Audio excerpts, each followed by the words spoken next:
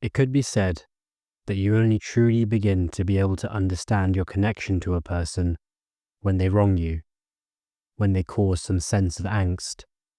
You see, when times are good, a human's ability to be aware usually isn't.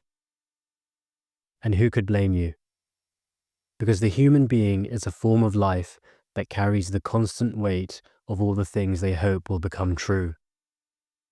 And no matter how many things are achieved, from the small to the big, the weight never really seems to get any lighter. So why not lose yourself in the high when times are good?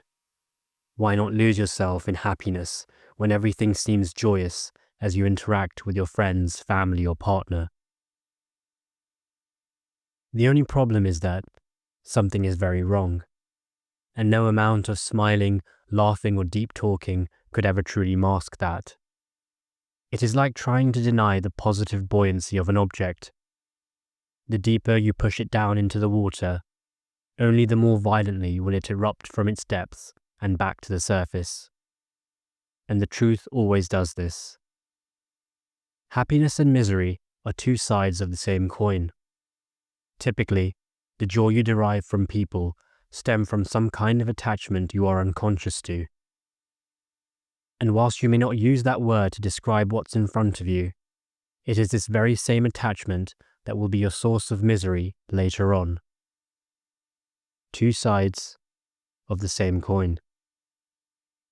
My compliments can only reward you as much as my insults can sting you. When times are good, when we're happy with the person in front of us, we don't tend to be aware that the fundamental source of our happiness may well indeed be something quite ugly. We can be skilled at lying to ourselves, at convincing ourselves this is totally normal. And if everyone around us appears to function through attachments, it makes it all the more easier to accept that this is just how human relationships work. And the issues they come with is not something you can transcend. The warmth of the crowd is difficult to depart from. You'll certainly feel the sting of the cold when you leave it. But maybe that's something you're willing to do. Maybe you think that, in this short life, you want to explore what it feels like when you don't just follow the accepted attitudes to human relationships. Maybe you want to peel back the layers of how it is that you supposedly connect with people. Indeed, perhaps it is a lack of this understanding that fundamentally leads people to suffer in their various relationships. Sharing mutual company, talking, laughing, these are all normal and pleasant things for a human being. But a deeper investigation into them may reveal all the small and intricate ways in which you have developed attachments to service the debt of your internal incompleteness. Maybe your consciousness is begging you to ask the question, and perhaps you'll discover a truth about your life you previously did not realize. But the peeling of the layers is not a painless process. It's your own skin that you're peeling. It's yourself that you're ripping apart and diving inside to look at. What makes you happy? What makes you sad? What things do you desire from people, and why? Painful processes seldom have ready volunteers. So let a person wrong you, for perhaps your pain will give you the scalpel you needed to perform surgery on the layers and look inside yourself. Your eyelids rise.